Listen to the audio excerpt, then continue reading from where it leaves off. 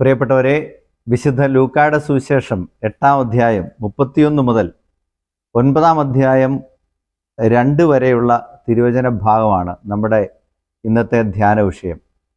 സമാന്തര സുവിശേഷകന്മാരായ വിശുദ്ധ മത്തായിയും വിശുദ്ധ മർക്കോസും വിശുദ്ധ ലൂക്കായും ഈ ഭാഗം പ്രതിപാദിക്കുന്നുണ്ട്. ഈ ഭാഗത്തിൻ്റെ പൊതുവായ വിഷയം ഇതാണ്: ഈശോ തൻ്റെ പീഡാനുഭവത്തെക്കുറിച്ച്, കുരിശുമരണത്തെക്കുറിച്ച്, ഉയിർപ്പിനെക്കുറിച്ചൊക്കെ പ്രതിപാദിക്കുകയാണ്. അപ്പോൾ ശിഷ്യപ്രമുഖനായ പത്രോസ് അവിടുത്തെ മാറ്റി നിർത്തി പറഞ്ഞു, നിനക്കിത് സംഭവിക്കാതിരിക്കട്ടെ. ഈശോ പത്രോസിനെ നിശിതമായി ശകാരിക്കുന്നു. തൻ്റെ മാർഗം ത്യാഗത്തിൻ്റെയും സഹനത്തിൻ്റേതുമാണെന്ന് അവിടുന്ന് പഠിപ്പിക്കുന്നു. അവസാനം പ്രസിദ്ധമായിട്ടുള്ള ആ ചോദ്യം: ലോകം മുഴുവൻ നേടിയാലും ആത്മാവ് നശിച്ചാൽ എന്ത് പ്രയോജനം? പിന്നീട് സൈനികനായ ഇഗ്നേഷ്യസ് ലയോള കോളേജ് അധ്യാപകനായ ഫ്രാൻസിസ് സേവ്യറിനെ മാനസാന്തരപ്പെടുത്താൻ ഉപയോഗിച്ച ബൈബിൾ വാചകം. നമുക്ക് ഇതിൻ്റെ വിശദീകരണത്തിലേക്ക് വരാം. സമാന്തര സുവിശേഷകന്മാരെ മുഴുവൻ നമ്മൾ എടുക്കുമ്പോൾ വിശുദ്ധ മത്തായി ശ്ലീഹ ഈ ഭാഗം ഇങ്ങനെയാണ് തുടങ്ങുന്നത്: അപ്പോൾ മുതൽ അവൻ സംസാരിക്കാൻ തുടങ്ങി. എപ്പോഴാണ് ഈ അപ്പോൾ മുതൽ എന്ന് പറഞ്ഞാൽ? അത് പത്രോസ് ശ്ലീഹ കേസറിയ ഫിലിപ്പിയിൽ വെച്ച് ഈശോയെ നോക്കി, നീ ജീവനുള്ള ദൈവത്തിൻ്റെ പുത്രനായ മിശിഹായാണ് എന്ന് പറഞ്ഞപ്പോൾ മുതലാണ്. അതായത് താൻ ക്രിസ്തുവാണ് എന്ന് ശിഷ്യന്മാരുടെ മുമ്പിൽ ഈശോ അംഗീകരിക്കുകയും അത് സ്ഥാപിച്ച് അവരെ പഠിപ്പിക്കുകയും ചെയ്തു. അതുകൊണ്ട് പത്രോസ് ശ്ലീഹയോട് പറഞ്ഞു, വലിയൊരു പശ്ചാത്തലത്തിൻ്റെ പിന്നാമ്പുറങ്ങളിൽ നിന്നുകൊണ്ട് വലിയൊരു പാറയുടെ മുകളിൽ അഗസ്റ്റസിൻ്റെ പേരിലുള്ള ക്ഷേത്രം നിൽക്കുന്നത് കണ്ടിട്ടാണ് ഈശോ പത്രോസ് ഈ പ്രസ്താവന നടത്തുമ്പോൾ പറയുന്നത്, പത്രോസ് നീ പാറയാണ്, ഈ പാറമേൽ ഞാൻ എൻ്റെ പള്ളി പണിയും. ആ ക്രിസ്തു സങ്കല്പത്തെക്കുറിച്ചുള്ള ഈ ശിഷ്യന്മാരുടെ ധാരണ ഉറപ്പിക്കുന്നതിനോടൊപ്പം തന്നെ അത് യഹൂദരുടെ ധാരണ പോലെ മിശിഹ മഹത്വമുള്ള രാജാവാണെന്ന രീതിയിലേക്ക് അവർ വിശ്വസിക്കുമോ എന്ന ചിന്തയിൽ നിന്നുകൊണ്ടാണ് ഈശോ ആ ധാരണയ്ക്ക് തിരുത്തൽ നൽകുന്നത്. അതുകൊണ്ടാണ് അവിടുന്ന് പീഡാനുഭവത്തെക്കുറിച്ച് പറയുന്നത്. യഹൂദരുടെ മനസ്സിലുള്ള മിശിഹായല്ല താൻ എന്ന് ഈശോ പറയുകയാണ്. യഹൂദരുടെ മനസ്സിലുള്ള മിശിഹാ സങ്കല്പമല്ല, താൻ സഹനദാസനായ മിശിഹായാണ്, മറ്റുള്ളവർക്ക് വേണ്ടി കുരിശേറ്റെടുക്കുന്ന മിശിഹായാണ്. അല്ലാതെ യഹൂദരെ പോലെ മറ്റുള്ളവരുടെ മുകളിൽ കുരിശു വെച്ചു കൊടുക്കുന്നവനല്ല. ഈശോയുടെ നിശിതമായ വിമർശനത്തിൽ ഈശോ പറയുന്നുണ്ടല്ലോ, മനുഷ്യരുടെ മേൽ ഭാരങ്ങൾ വെച്ചു കൊടുക്കുകയും ചെറുവിരൽ കൊണ്ടുപോലും വഹിക്കാൻ തയ്യാറാകുകയും ചെയ്യാത്ത അന്ധരായ മാർഗദർശികളെ എന്ന് അവിടുന്ന് വിമർശിക്കുന്നുണ്ടല്ലോ. അപ്പോൾ കുരിശേറ്റെടുക്കുന്നവനാണ് മിശിഹ, മറ്റുള്ളവർക്ക് വേണ്ടി ത്യാഗം ചെയ്യുന്നവനാണ്, മറ്റുള്ളവർക്ക് വേണ്ടി ഇല്ലാതാകുന്നവനാണ് മിശിഹ. അല്ലാതെ മറ്റുള്ളവരുടെ ചുമലിൽ ചവിട്ടി വലുതായി നിൽക്കുന്ന മഹത്വപൂർണമായ രാജകീയ പ്രതീകമല്ല മിശിഹ എന്ന് അവിടുന്ന് സ്ഥാപിക്കുകയാണ്. പ്രിയപ്പെട്ടവരെ, ഇതിൻ്റെ വിശദീകരണത്തിലേക്ക് കൂടുതലായിട്ട് വരുമ്പോൾ നമുക്ക് അത്ഭുതം തോന്നും. ഈ ശിഷ്യന്മാർ ഇങ്ങനെയെല്ലാം പ്രതിപാദിക്കുന്നത് എന്താണ്? കാരണം ലൂക്കാ സുവിശേഷം പക്ഷേ ഇത് ഒഴിവാക്കുന്നുണ്ട്. ഈശോ പത്രോസിനെ സാത്താൻ എന്ന് വിളിച്ച ഭാഗം ലൂക്ക ഒഴിവാക്കുക. കാരണം ആദ്യത്തെ മാർപ്പാപ്പയായ പത്രോസ് ശ്ലീഹായെ ഈശോ സാത്താനെ എന്ന് വിളിച്ചു എന്നുള്ളത് ലൂക്കാ സുവിശേഷകന് അത് വിശദീകരിച്ച് എല്ലാവരെയും അറിയിക്കണമെന്ന് തോന്നാത്തത് കൊണ്ടായിരിക്കും അത് ഒഴിവാക്കുന്നത്. ഇവിടെ മാംസരക്തങ്ങളല്ല, എൻ്റെ സ്വർഗസ്ഥനായ പിതാവാണ് നിനക്കിത് വെളിപ്പെടുത്തി തന്നത് എന്ന് പറഞ്ഞ ഈശോ തന്നെയാണ് പത്രോസ് തടസ്സം പറയുമ്പോൾ, നിനക്കിത് സംഭവിക്കാതിരിക്കട്ടെ എന്ന് പറയുമ്പോൾ, നിന്റെ ചിന്ത ദൈവികമല്ല മാനുഷികമാണ്, സാത്താനെ നീ പിറകെ പോകൂ എന്ന് പറയുന്നത്. പ്രിയപ്പെട്ടവരെ, ഈ സുവിശേഷകന്മാരെ നമ്മുടെ മുമ്പിൽ അവതരിപ്പിക്കുന്ന വലിയ ജീവിത പാഠം ഇതാണ്: ഏതൊരു നന്മ നിറഞ്ഞ മനുഷ്യനും പാളിച്ചകളുണ്ടാകാം, തെറ്റുകുറ്റങ്ങളുണ്ടാകാം. ആരെയും നാം അതുകൊണ്ട് പൂർണ്ണമായി ഡെയിഫൈ ചെയ്യേണ്ടതില്ല. മനുഷ്യൻ അപൂർണതകളും കൂടിയതാണ്. പത്രോസ് ശ്ലീഹായോളം അപൂർണതകളും ബലഹീനതകളും ഉള്ള ശിഷ്യന്മാർ കുറവായിരുന്നു. ആ മനുഷ്യനെയാണ് ഈശോ ആദ്യത്തെ മാർപ്പാപ്പയായിട്ട് അവരോധിച്ചത്. ഞാൻ ഓർക്കുന്നത് കുറേ നാളുകൾക്ക് മുമ്പ് കണ്ട ഒരു വീഡിയോ ആണ്. അവിടെ എന്നും താമസിച്ചു വരുന്ന ഒരു വിദ്യാർത്ഥിയെ അധ്യാപകൻ പൊതിരെ തല്ലുകയാണ്. അവൻ എന്നും താമസിച്ചാണ് വരുന്നത്. ഒരു ദിവസം പോലും അവൻ നേരത്തെ വരാൻ പറ്റുന്നില്ല. അതുകൊണ്ട് ഓരോ ദിവസം ചെല്ലും തോറും അധ്യാപകന് കലി കയറി വരികയാണ്. പക്ഷെ ഒരു ദിവസം അധ്യാപകന് സ്കൂളിലേക്ക് വരുന്ന വഴിയിൽ ഒരു കാഴ്ച കാണുകയാണ്.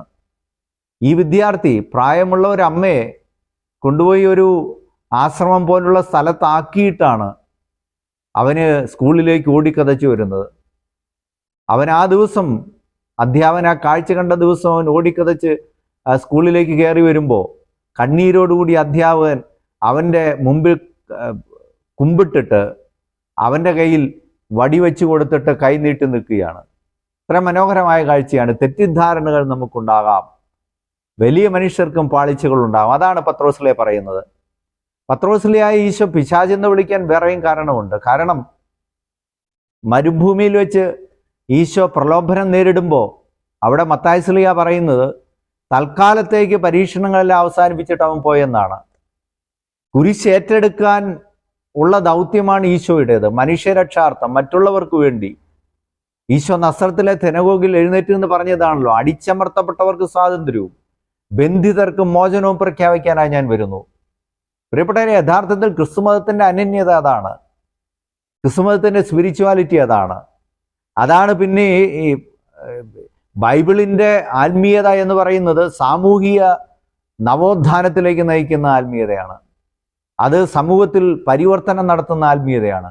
എല്ലാവരെയും ഒന്നായി കാണുന്ന, അധസ്ഥിതരെ കൈപിടിച്ചുയർത്തുന്ന, ബന്ധിതർക്ക് മോചനം കൊടുക്കുന്ന ആത്മീയതയാണ്. അതിനാണ് ശിഷ്യന്മാർ ഇനി മുമ്പോട്ട് പോകേണ്ടത്. ആ രക്ഷാകര ദൗത്യവുമായിട്ടാണ് ലോകത്തിൻ്റെ വിവിധ ഭാഗങ്ങളിലേക്ക് പോകേണ്ടത്. അതിന് തുടക്കമാണ് ഈശോ ഇടുന്നത്. അപ്പോൾ ഈ കുരിശേറ്റെടുക്കുന്നതിനെ തടയുന്നത് പിശാചാണ്. അതാണ് നമ്മൾ മരുഭൂമിയിലെ പ്രലോഭനത്തിൽ കണ്ടത്. ആ പ്രലോഭനം വീണ്ടും ആവർത്തിക്കപ്പെടുകയാണ്. അതുകൊണ്ടാണ് സാത്താനെ എന്ന് പത്രോസിനെ ഈശോ വിളിക്കുന്നത്. പ്രിയമുള്ളവരെ, ഞാൻ ഓർക്കുന്നത് ഈ ലോകചരിത്രം മുഴുവൻ മാറുന്നത് കുരിശേറ്റെടുക്കാൻ തയ്യാറായവരുടെ ത്യാഗത്തിൻ്റെ മുമ്പിലാണ് ലോകചരിത്രം മുഴുവൻ മാറിയത്.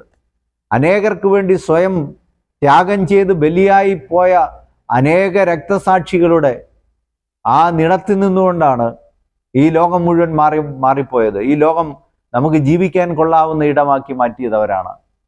ആ ത്യാഗത്തിൻ്റെ ചരിത്രം പക്ഷേ ഏറ്റെടുക്കാൻ ഇന്നത്തെ നമ്മുടെ തലമുറ മടിക്കുകയാണ്. ചെറിയ ഒരു കാര്യം പോലും, ചെറിയൊരു സഹനം പോലും, ചെറിയൊരു ത്യാഗം പോലും, ചെറിയൊരു സഹായം പോലും, അല്പം സമയം വ്യയം ചെയ്യാൻ, മറ്റുള്ളവർക്കായി അല്പം ശാരീരികമായിട്ട് അധ്വാനിക്കാൻ, ഇതിനൊന്നും തയ്യാറാകാത്ത ആളുകൾ കൂടി വരികയാണ്. ഞാൻ ഓർക്കുന്നത് ഈ കോവിഡിൻ്റെ കാലത്ത് വലിയൊരു ക്യൂ ആണ്. വലിയ ക്യൂവിൽ വൃദ്ധരായ 2 ദമ്പതികൾ നിൽക്കുകയാണ്. അവർക്കറിയില്ല എങ്ങനെ ഈ ടോക്കൺ എടുക്കണമെന്ന് അറിയത്തില്ല. അവരിങ്ങനെ ചുറ്റും നോക്കിയാണ്. ചുറ്റും നോക്കിയിട്ട് അകലെ നിന്ന ഒരു ചെറുപ്പക്കാരനെ അവർ കൈനീട്ടി വിളിച്ചു, മോനെ ഒന്ന് സഹായിക്കാമോ? അവൻ കാരുണ്യപൂർവ്വം അവരുടെ അടുത്ത് ചെന്ന് അവന് ഈ ആൾക്കൂട്ടത്തിൻ്റെ ഇടയിൽപ്പെട്ട് താമസിക്കുമ്പോൾ അവൻ്റെ കൂട്ടത്തിലുള്ള കൂട്ടുകാരിതെല്ലാം കഴിഞ്ഞിട്ട് അപ്പുറത്ത് നിൽക്കുകയാണ്. അവർക്ക് അസ്വസ്ഥതയാണ്.